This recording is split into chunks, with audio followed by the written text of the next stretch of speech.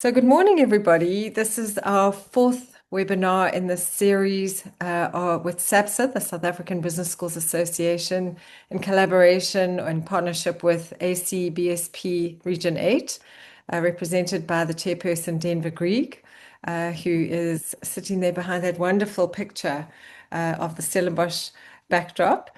Today we're talking about assessment foundations, and it's going to be presented by Professor or Dr. Katie Kovacs. And I'm going to hand over now to Denver to make the introduction. Denver, just briefly on SABSA, for those that don't know, we have the South African Business Schools Association represents 23 business schools, all located geographically in South Africa.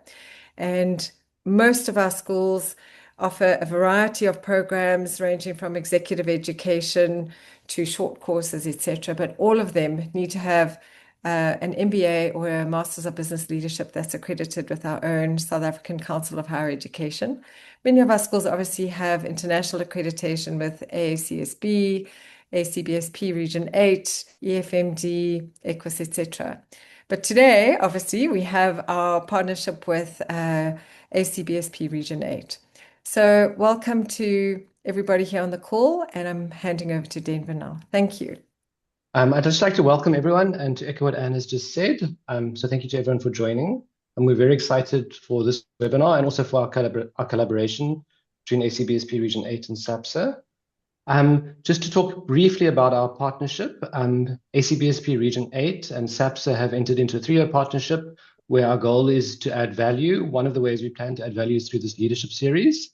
The series is obviously open to academics, practitioners. It's going to focus on a range of interesting topics for a range of different people. So like, for example, the assessment foundations is focused on anybody who's interested in assessment and might not have had the opportunity to develop assessment for the first time or who's right in it at the moment. So our goal is to add value to the academic community across Africa, Europe, Middle East, Asia, and Oceania, that broad region. And so that's why these webinars have been getting a range of interesting people into the conversation. So we have people from all over the world here today, which is great. And just this webinar series for ACBSP Region 8 is leading up to our conference in Stellenbosch from the 5th to the 7th of November this year. We invite any academic, practitioner, quality assurance person to participate in the conference. We've got 3 days of programming.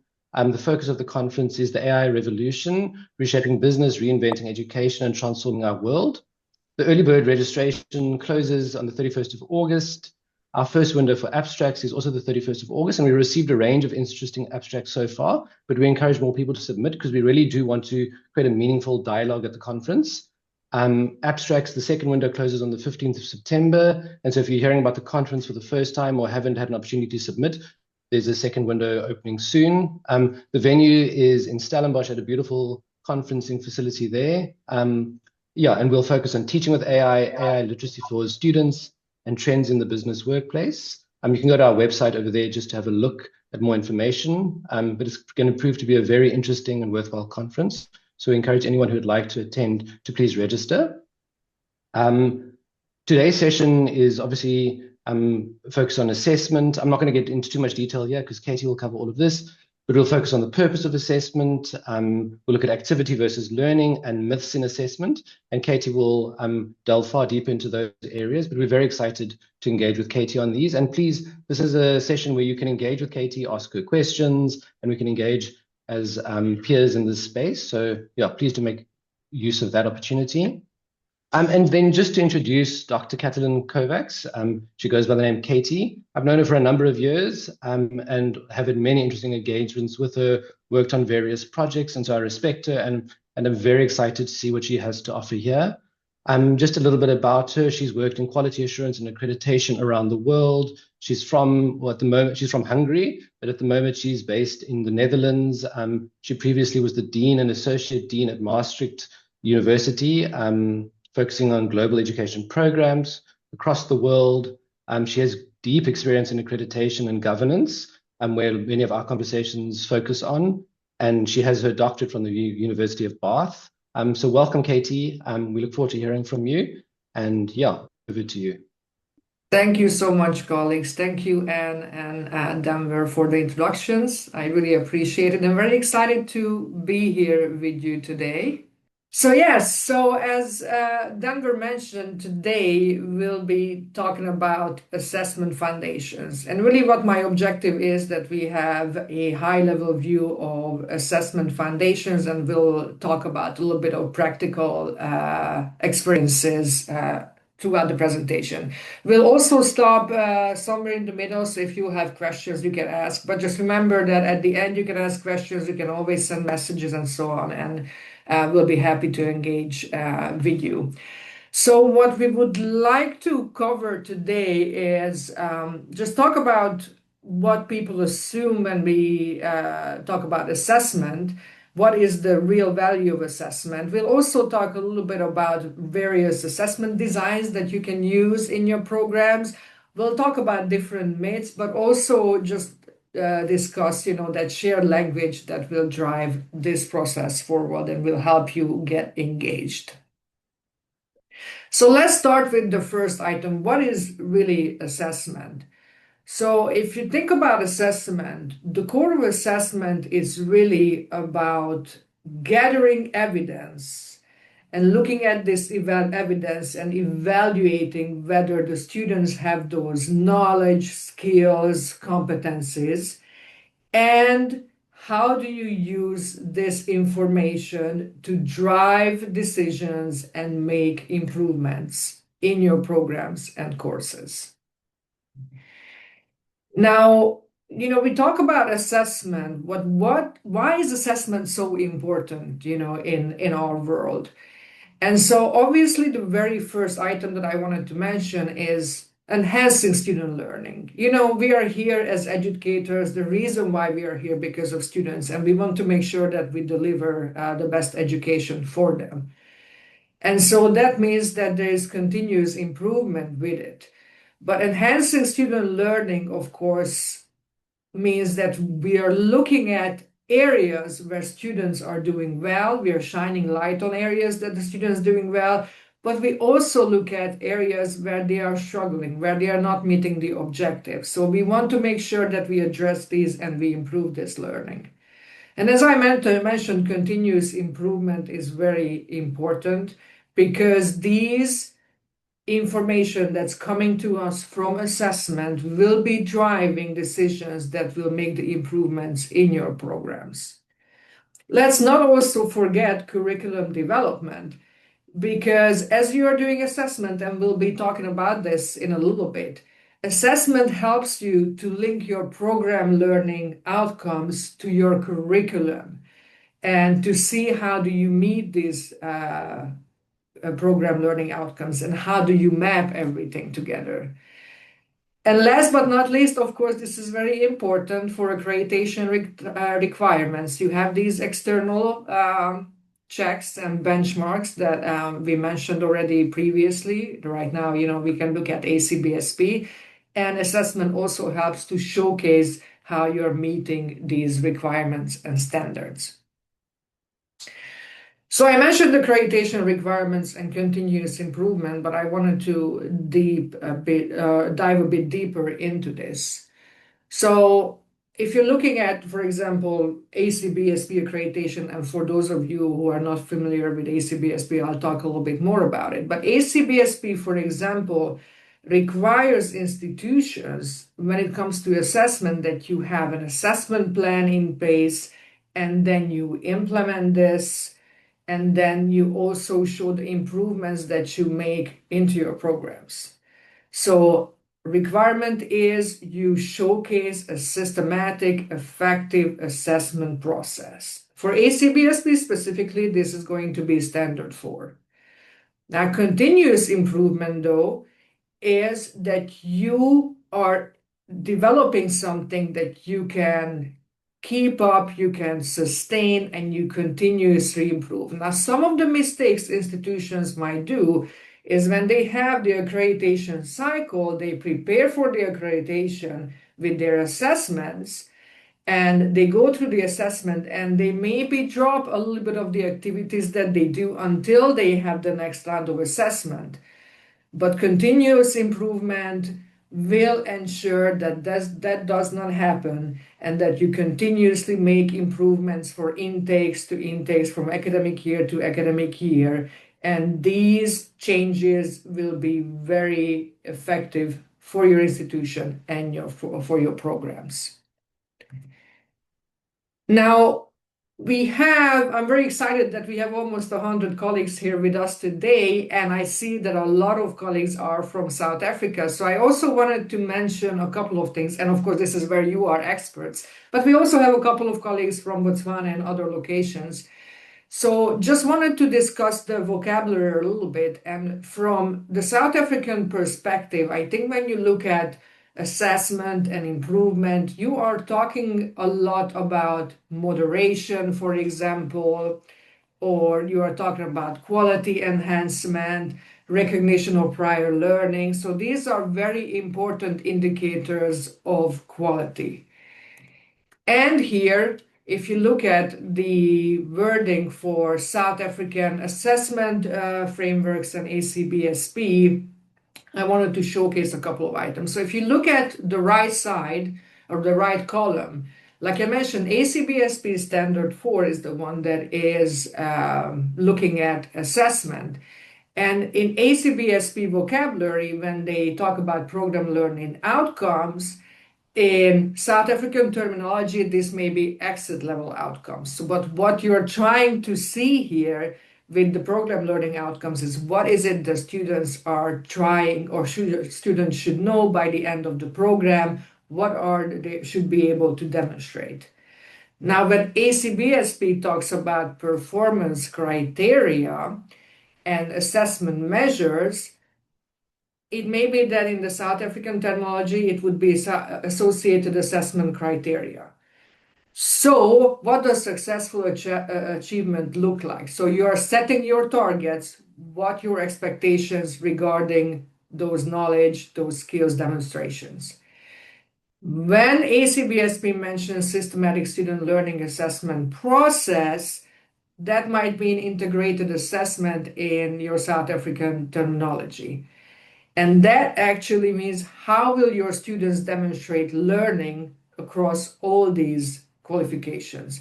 And finally, when we talk about results and improvements, that's the assessment results and review. And what the students achieve, that's the information, the data that is coming from your assessment activities.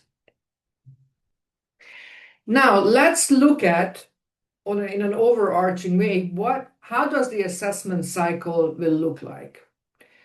It is very, very important that you start with strategic planning of your assessment. And it may look different for different institutions, of course, depending on the size of your institution, the accreditations, the type of programs and activities that you have. But really everything you start with setting your learning outcomes or exit qualifications, and with your outcomes, and we'll go into this a little bit later, you also map it to the curriculum. You need to ensure that what you are measuring is what you are delivering throughout your program. It's also very important that you set a timeline of these measurements. It may be that you are not going to assess and measure everything in every semester or even every year. It needs to be matching what your institution sets out to do and what makes sense for your institution. Most important that you have a plan in place that is going to be sustainable for you to carry out, not just one time, but on a continuous level. Once you have the plan in place, of course, delivering and teaching takes place, and then you start assessing the information that's coming into you. So once you plan, once you deliver, once you assess the students, you need to look at the results. Many institutions fall into the mistake of perhaps assessing too many things, over-assessing, and they are not able to analyze the information because it's too much. So this is something that you need to think about as you're planning ahead.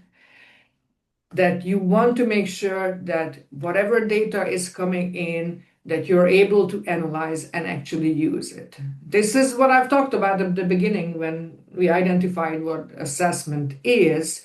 It is to make sure that you can improve your teaching and learning. And for that, you need to look at the data and the information coming your way, that you make use of the information and data and you also implement it. Now, let's talk a little bit more about assessment planning. So I shortly mentioned that, of course, the goals and outcomes are part of this assessment planning. But let's take a step back. You have your institution. The institution have your mission, vision, and strategies. So based on your mission and vision, you identify what are the programs that are aligned with that and what are the programs that your institution will be delivering. It will be your MBA program, your executive MBA program, or whatever it may be. Now, you need to make sure that the goals of those programs are also aligned with this. So let me give you an example. So if you, for example, have entrepreneurship in the mission of the institution, you need to make sure that also goes through the programs and it also shows up in your outcomes as you are setting them, because otherwise you won't be able to show the linkage to your mission and your strategy on institutional level. Now, once you have these outcomes, your program goals or outcomes, some call it competencies, depending on what, again, vocabulary you're using, then you are going to be choosing your assessment methods. And we'll dive into this in a little bit, what type of assessment methods you need to use, but you need to identify at the beginning so that you identify also the timeline and what you want to assess and when. So these are very important at the beginning. Data collection and analysis, again, very important that you record the information and you also assign responsibilities of who will do what. Because if you leave it without responsibilities, sometimes the data just sits there and then it's not being used for its intended purpose. That is to make informed decisions to improve the programs. Now, I wanted to show you a plan template, and then we'll share the presentation later on so you can have access to this. But as I mentioned, once you have this information, you're identifying your assessment plan. It's crucial that you record the information and you have it noted somewhere. And here, for example, with this template, this will allow you to go into a little bit deeper once you identify what is the assessment measurement tool that you're using. And this may be a student survey, this may be a thesis. I'm using the Peregrine business assessment as your tool right here. But a table like this will also help you identify where is it administered. Is it in the last course, for example, like in this case? If some of you are not familiar, sometimes it's called at the end of program strategy or capstone course, where you can do this, but it may be outside of a course. So you just need to think about where are you going to administer this. It's also very important to figure out when are you going to do this, because you can set this in your academic calendar.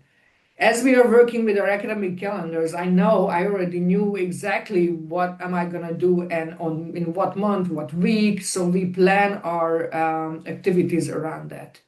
You also need to decide, like I mentioned, when are you going to measure it, how often.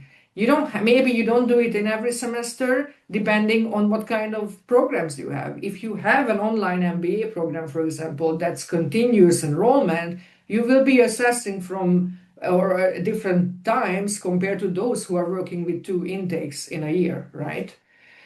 And then when are the reports generated? Are you going to be doing this right after or continuous again, depending on your intakes? And then when are these results shared? So in what I found very, very useful when I was working with institutions is that I planned it, I put it in the calendar. When are we going to be discussing the information that's coming from these assessments? Because it takes time to review the information. It also makes sense to identify when can you make improvements into a cycle. Do you want to review it a couple of weeks before the new semester starts or intake starts, or is it a type of assessment where you can make changes throughout the program? So think about these intentionally, and once you use a table like this and set it up and share the information with your colleagues who are involved in assessment, it will make your life really a lot easier. Now, I found that a lot of institutions struggle with writing learning outcomes. And I understand, as educators, we get excited about what our students could do, right? What are programs that we are trying to cover, many, many things. But then will make our life a lot harder, also with improving the learning. Because if you try to achieve too many things, for example, on program level, and you try to assess too many things, there is no way that you're going to have enough capacity to actually review the information. So that's, again, what I talked about before, over-assessment. So I'm in favor of simplification of this. And again, if you're looking back to your mission, to set your program learning goals and outcomes, or competencies, again, whichever vocabulary to use, and then you set your course outcomes. But again, it's different information and different process that you're using for program goals and course outcomes. It may be that towards the accreditors, you don't need to be showing all your course outcomes, but you need to be showing more program level or both. You need to be thinking about something that's more sustainable. But this is, the route that I mentioned before. Start and then go towards and work towards your program and then your course outcomes. Now, if you're trying to, or when you're trying to write your learning outcomes, it's very important you write them in a way so that you can measure them and you can assess them. That's the objective. That's the clear objective. So that's very, very important. And well-written learning outcomes will have action verbs in them. You also have subject content and you also have level achievement. And so what we mean by these, and I'll give you some examples here. You try to choose words that are easy to measure. And I've seen it very often, and you may also have this, that you have, things like develop or access or appreciate in your learning outcomes as you have written them. But think about that, how you're going to measure them. Or I've seen impact. You may have them and maybe you are, very good and you have a mature cycle and you can assess them. But I always suggest for institutions to use verbs that are easier to assess. So evaluate, demonstrate, explain. And so that makes a huge difference when you're setting your targets, when you're choosing your assessment tools as well. So think about that as you are writing those. So we've talked about writing the learning outcomes. And if you remember that process, the next step will be in choosing and designing your assessment tools. Now, there are a variety of assessment tools that you can use. It may be that your internal develop it, maybe use something external, and we'll go through that. But what I want you to think about, again, as you are strategically coming up with your assessment plan, is use something that is relevant to your learning outcomes. Use a variety of tools. A mature assessment plan uses a variety of tools, whether that might be direct, indirect measures, and so on, and use something that is also adaptable if needed, and again, sustainable for the long term. Now, don't be afraid that you are using something and you'll have to be sticking to the same assessment tool for the next 20 years ahead. That is not true. If you identify after your first cycle that maybe this tool is not a good one that you are being using, you can make changes to it, and even your accreditors accept that as, making improvements to your process. So again, that shows higher maturity of your system.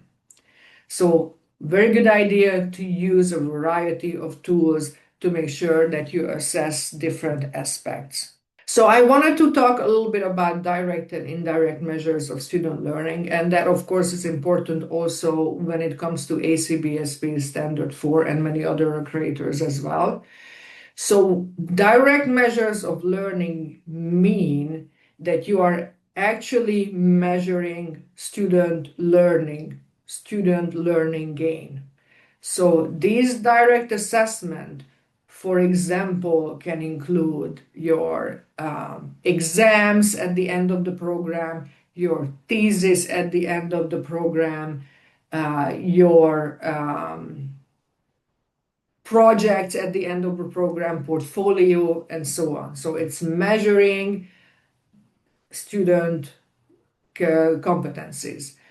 Now, indirect measure is different. It's more based on the perceptions and the attitudes and self-reported experiences of the students. So how they feel, how they think about what just happened. For example, this could be your alumni survey. This could be your exit survey at the end of the program. So again, it is the student's opinion of the program, while the direct measure is actually measuring student knowledge gained, student competencies, right? So that's the difference between these two. Both are very important. Now, we often also talk about formative and summative assessment. So formative assessment is something happens at the course level. So we all do course level assessments, right? So this is very important. You're able to make changes and give immediate feedback, of course. Summative assessment happens at the end of the program, and then the information and the data that's coming in, and you can make changes, for example, for your next intake coming up. So both of them, of course, are evaluating and improving learning, but very often the summative results are also used for your accreditors, and you are showing accountability to all your stakeholders, your students, the public, that whatever you promised at the beginning of the program to the students, you can demonstrate that the students have done that. So you feel the difference here between the formative and summative, because the formative happens throughout the program, more course level, more detailed, while summative links clearly to your learning outcomes on program level and can show the information to your stakeholders. I often use this information on our website. In fact, some external bodies require that you share this information on the website. But I also did that as almost like a recruitment tool, that if my students were outperforming other students as an external benchmark on certain aspects, then this was very useful for our stakeholders. And so where is it best used? For the course level, you don't necessarily do a pre and post, meaning you test before the course and test at the end of the course, but more at the end of the course, while the summative can do pre and post. And that helps you to identify exactly the learning gain happening in your program, nowhere else, not making assumptions, but what happens with the pre and post in your program. And so that shows that improvement, the impact, the immediate impact that your teaching has on the students' knowledge and competencies. Now, internal and external assessment is also very important. Internal assessment is, I think, obvious, your faculty, you're designing it, and so, these are your projects, your rubrics, your performance evaluations that you're doing. And it's very much aligned with the curriculum.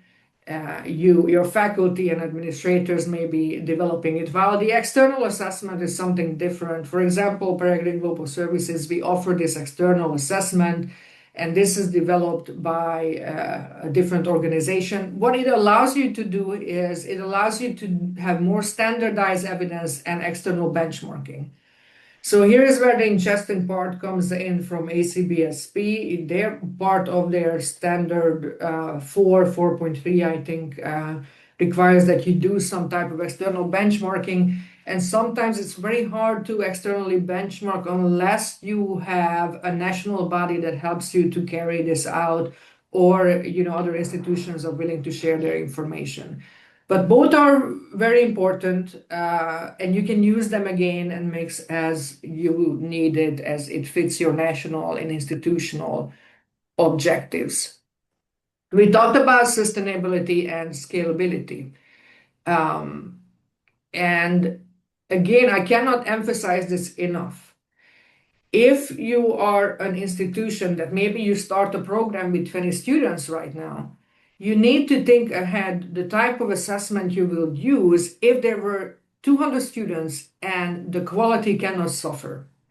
Or you use an assessment that you want to implement across a number of programs, and you are going to offer a number of programs. For our South African colleagues who are going through the national accreditation, it takes quite some time to have that. So you have time to plan ahead for this, to choose the type of tools that are scalable.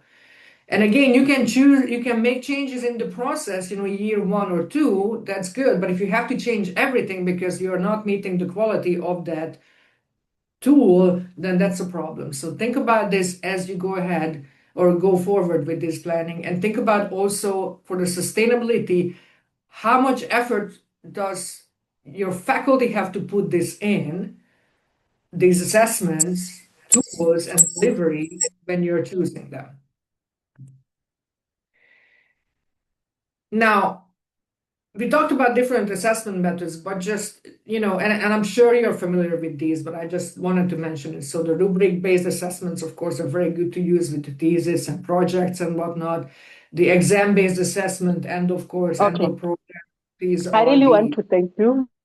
These are the standardized assessment could be. Portfolio-based and performance-based assessments are also very good. Portfolio means that, you have, for example, a learning outcome that you set, and then you measure it on different parts of your program, and then you have an evaluation at the end. Now, the only negative part of the portfolio-based and performance-based is that it really takes a lot of time and effort from the faculty, additional next to the course assessment. So I could never done that in my institutions because, your faculty are busy with teaching, supervision, research, and so on. So these are the things that you need to consider what you do. But again, portfolio is also very good. It's an effective tool, but you need to consider what's the negative and positive items of all these as you are planning.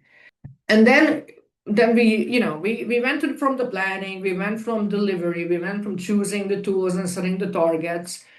Now using your assessment data. Your assessment data, based on the information you use, is built up of different aspects, right? So use both quantitative and qualitative data because together they give you a more rounded information on what happens in your programs. And, it's like I mentioned, a mature system, good practice dictates that you have a variety of tools from both direct, indirect measures, and so on.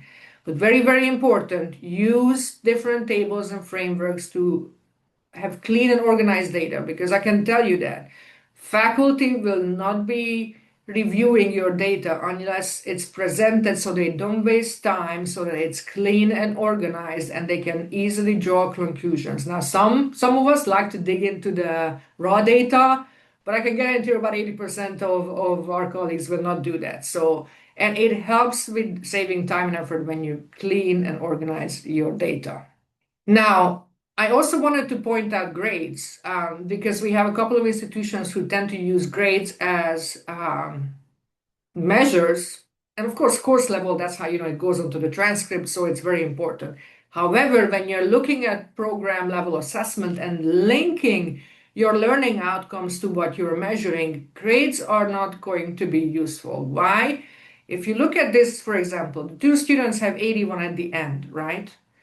They have we all have, in our programs that X percentage of its participation or exam or presentation.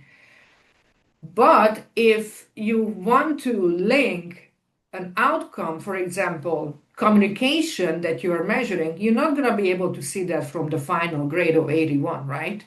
Because that might come from presentation, that might come from participation, let alone if you want to maybe measure research methods or how, that's from the paper coming, right? How the students can write or literature review. And one student got a 60, the other a 90, even though the grade is the same. So very important that grades are useful, but they are not, they don't measure effectively the program level outcomes. Just very quickly on analyzing different type of data. So quantitative data is coming from your exams, your external benchmarks, and you need to make sure that you aggregate this information. And what I mean by aggregating this information, it's important, of course, to look at per student information on how they perform. But you also want to look at how the different subjects or how they are performing per intake, how longitudinal information looks like. And you're going to look at this information and identify maybe outliers or problems that may not fit. That will allow you to look at the different patterns that is something that you want to act on or maybe that you want to measure more. Now, I'm never saying that you need to wait, like 5 years of data before you take action, because that's not true. But you need to be looking at the information overall and identify patterns and then maybe make small changes here or maybe, wait for more information to come in. Like, for example, sometimes we identify that our intakes all of a sudden changed for whatever reason, and that affected on how the students performed. So that doesn't necessarily mean that we needed to change our program learning outcomes or our assessment tools, but maybe we had to do something on admission level and help the students to prepare better at the start of the program. So patterns are important, and it will help you to identify what the issue is and what changes you need to do.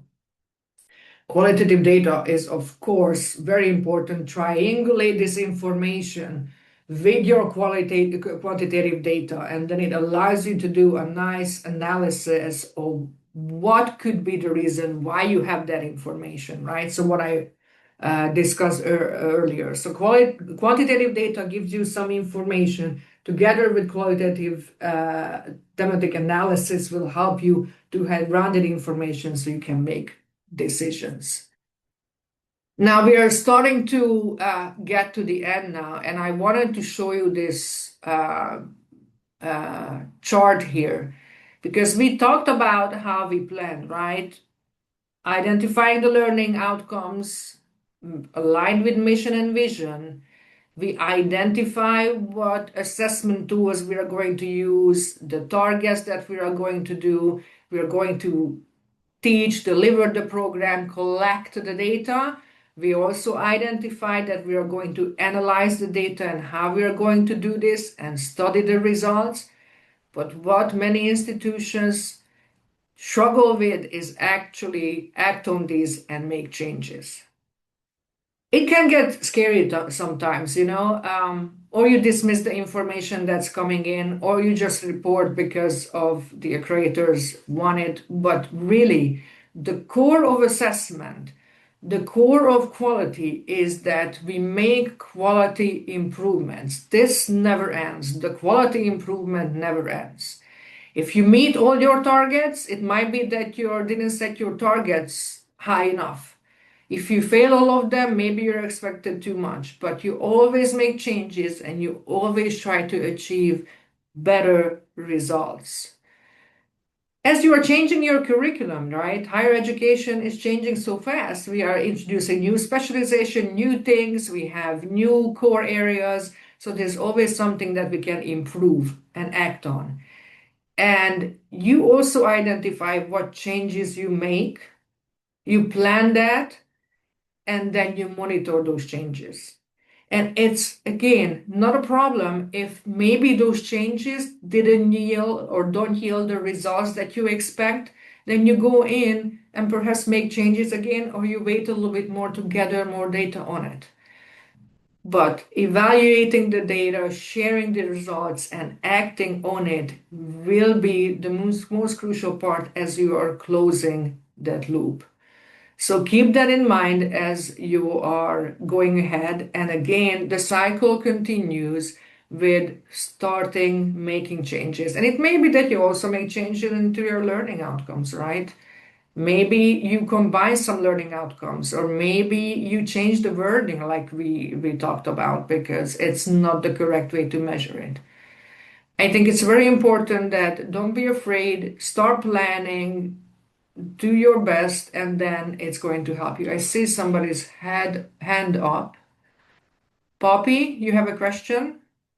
Yeah, thank you. Thank you. Thank you very much for the presentation. I just wanted to question the issue of making changes.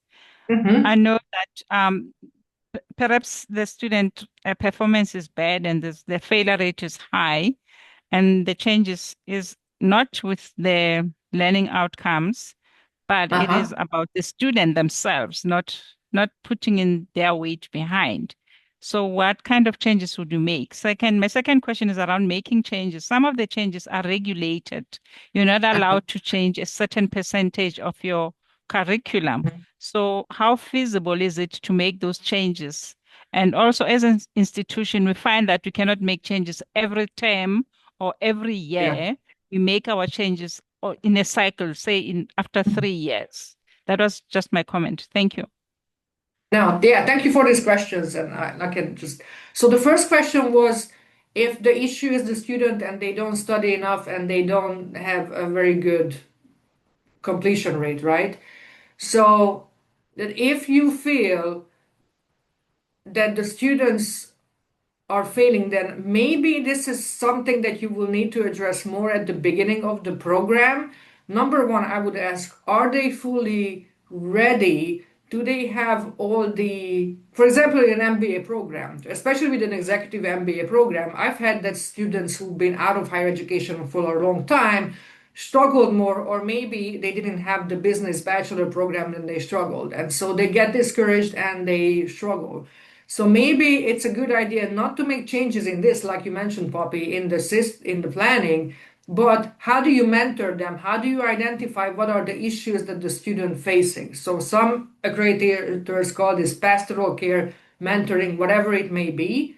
And that's where the qualitative analysis is very important, because the quantitative just says that the student is failing, but the why behind it is very important, that you get together with your colleagues and identify what could be the issue. Now, as far as not making changes, so I have to clarify. So when I'm making changes, again, in an MBA program, most of us have the MBA program, you have to cover the certain areas of topics and so on. So I'm not expecting that you would change that, but if you notice that your students are lacking information on certain items, then maybe you put a bit more emphasis on that.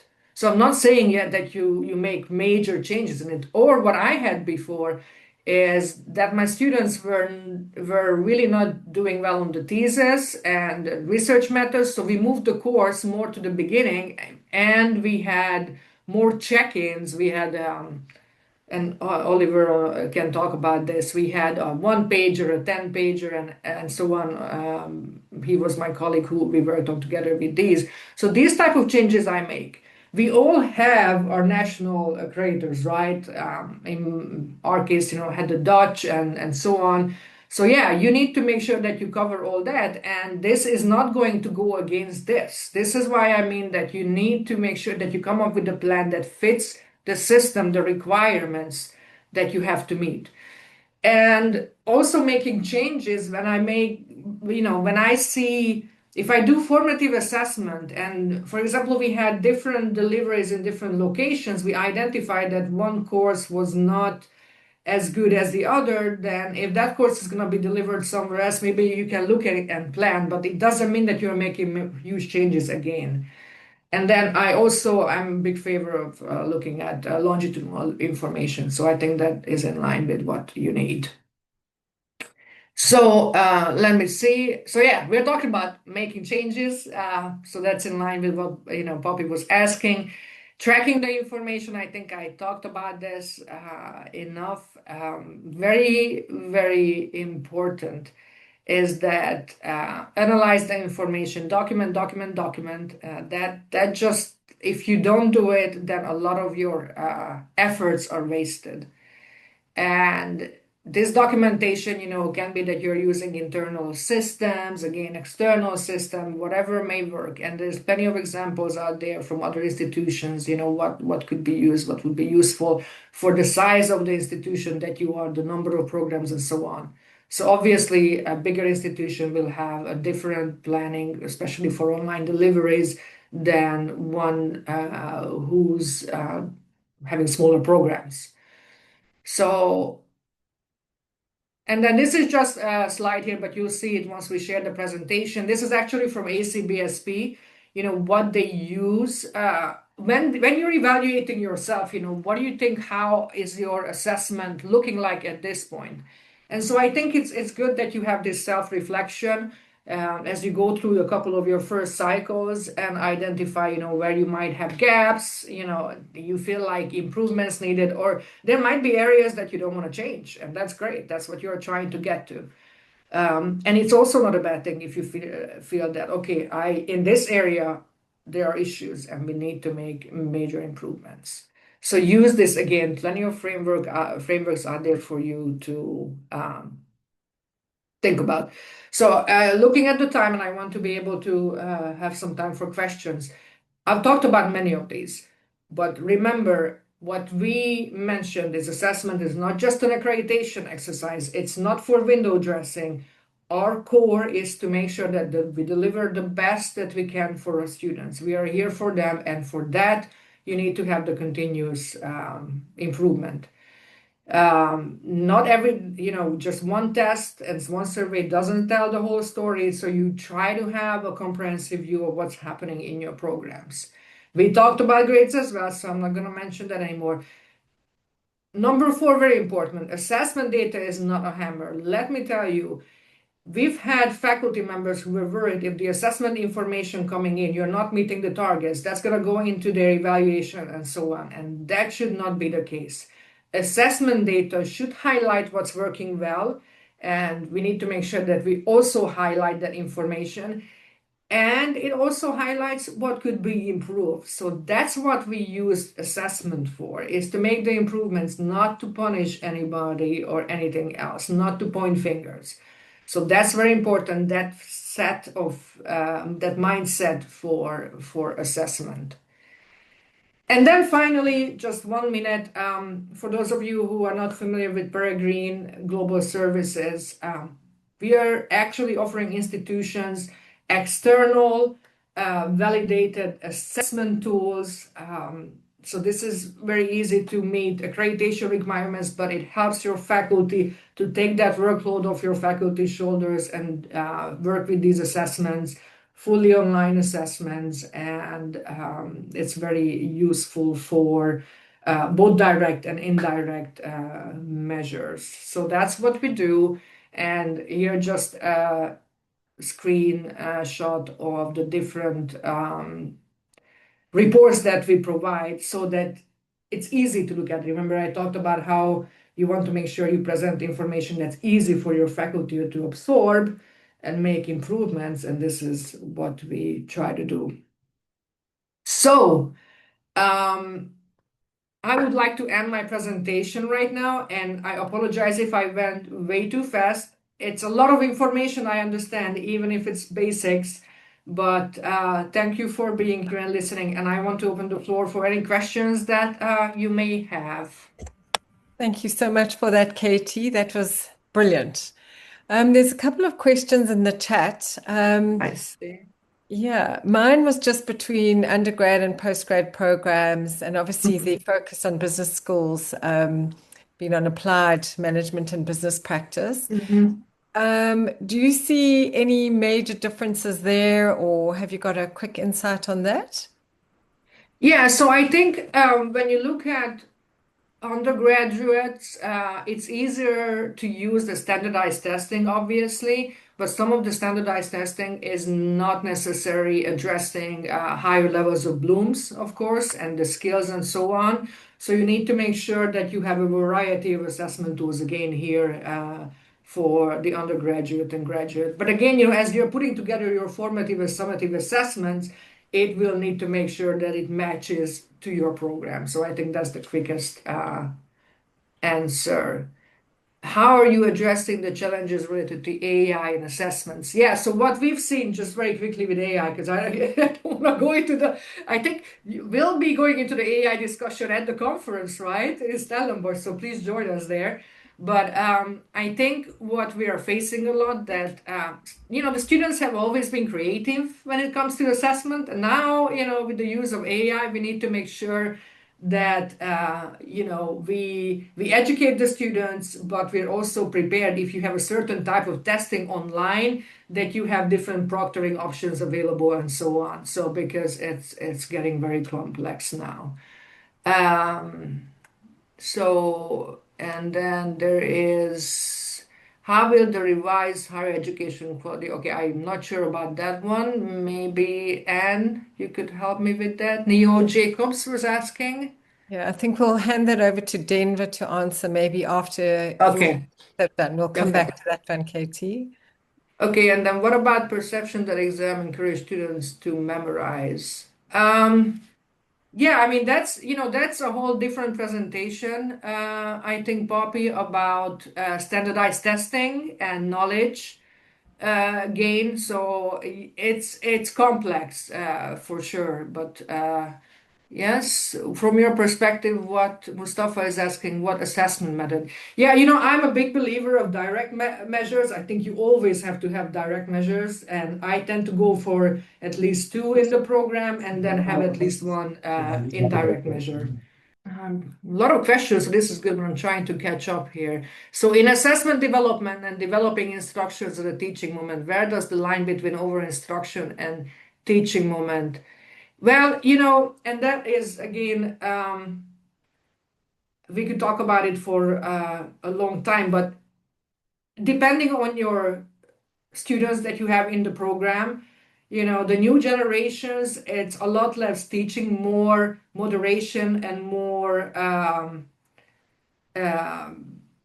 encouraging of students do activities in the classroom. And there are a lot more people here who have taught more than me can talk about this. But I think it just depends on who are your students and how you're going to address that.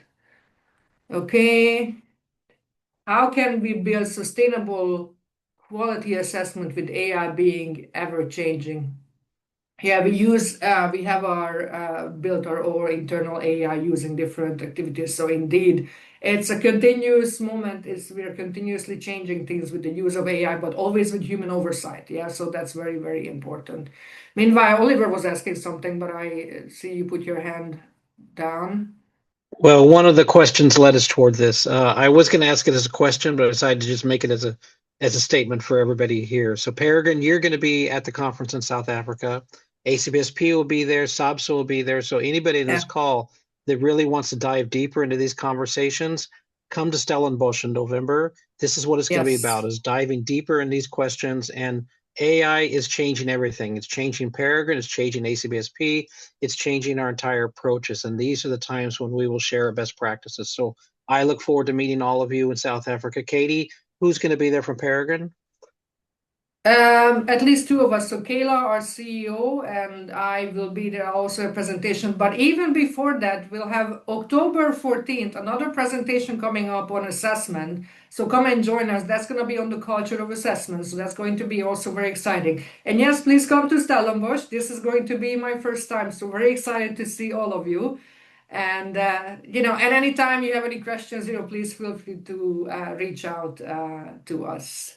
Okay, more questions. Yes. I think, Katie, if you've got a few extra minutes for those that want to stay on the call, that would be wonderful. Yeah, Let's try and I know it is 12 o'clock, so for those of you that need to drop off, we understand completely. Yeah. But those who want to stay on. But I'm here, yes. So Ryan is asking, I think a struggle a lot of us are dealing with is reworking our assignments to account for all of these AI tools and chatbots the students have access to now. Yeah. Do you have any insights on how we can adjust our assignments so that we can best handle this? Yeah, it's so easy for them to go around their practical assignments with AI with assist forwarding. Yeah, maybe Oliver can answer this better than I do. Because we are, from the Peregrine point of view, where we have an online testing, what we do, normally our institutions didn't require proctoring. We are working on that, and we are going to launch our own proctoring, and it's quite complex. So that's the way we are handling it right now. I would just add that this is still in research, and actually, in addition to the Region A conference, ACBSP has its own AI conference in San Diego in March of 2027, which looks at these questions. But two quick things I would say. The game is going to change. So EU law has required that most of the Gen AI providers put watermarks, and Anthropic, this is Claude, now has watermarks. They have not yet given us tools for reading those watermarks, but that's traceable. And now there's a new website called Pangram that is doing very good at increasing the checking of AI validation. So we're going to be to a mixed bag. We're going to move into a world where we can now positively verify AI work, but it's not going to solve everything because there is authorized use of AI. There is Grammarly improving grammar. There's translation tools. So it's going to be a continual changing of assessment. And the jury's still out. And that's something that the accreditors are working through. I'm sure the South African Business School Association is dealing with in their own conversations. But I have seen as a sales pitch for Peregrine is innovating techniques to do assessment that are AI, I won't say proof, but are AI aware so that we really can understand whether students have learned what we've taught them. And that's the biggest challenge, is how do we actually prove that a student learned what we taught them? Yeah, and you know what, I can talk about a little bit what Peregrine does is going to be, we've been testing it, for months now, is that the students will have to have a registration online before they take the exam, and that it follows their eye activities and all other things, and it notices a number of things. So it's not like previously that you show around the room, if there's anybody in there. No, it's very different now, but yeah. All things to be discussed in South Africa. Yes. Okay, you are very welcome. Yeah, I hope it was useful for everyone who attended. And Right, Katie, there's one last question we have from Edmore. Maybe we can deal with that, and then we can close up. Would that be okay? He's raised his hand. Yeah. Okay. My question is, in the context of an environment where there are limited resources and diverse learners, what assessment foundations can I use to make them perform better? Can you repeat that? Because I didn't hear the beginning of it. I said, in a environment where there are limited resources and diverse learners, what assessment methods can I use to achieve the objectives of my teaching in such an environment? Yeah, so thank you for that question, Admore. And I think what you need to consider what is more resource intensive and what costs more, you know? So, for example, if you develop something internally, it might cost your faculty more time and at the end, salaries and everything else than if you use something simpler. So that's what you need to consider. And I can tell you, you know, how does it look like for you? And again, I think the just because something is simpler, it doesn't mean that it's not working well. And you don't have to overuse. You don't have to do too many things. So it just depends on whether you're talking course level or program level, but identify, what are the requirements, the external requirements you have to meet when it comes to your assessment, your examination rules, and within those, try to find out the simplest and the ones that will create more impact for you for your assessment. I don't know if that helps, but I think that's what I would, that's what I would go for. Great. Well, I think we'd like to close off. Denver, do you want to do the closing? Just to thank Katie for your time. We really appreciate you taking the time. I know you've spent a lot of time prepping for this presentation. We really value your insights. We look forward to your next presentation in October. So thank you so much for your time. And then thank you to everyone who attended. We're grateful that you made the time, and hopefully we can continue this conversation at the conference. But yeah, we'll be hosting a lot more of these webinars between now and also in the new year. We're planning our new year list of webinars. And so we encourage you to spread the word so more people attend. They're free. And yeah, thank you so much. Thanks, Anne.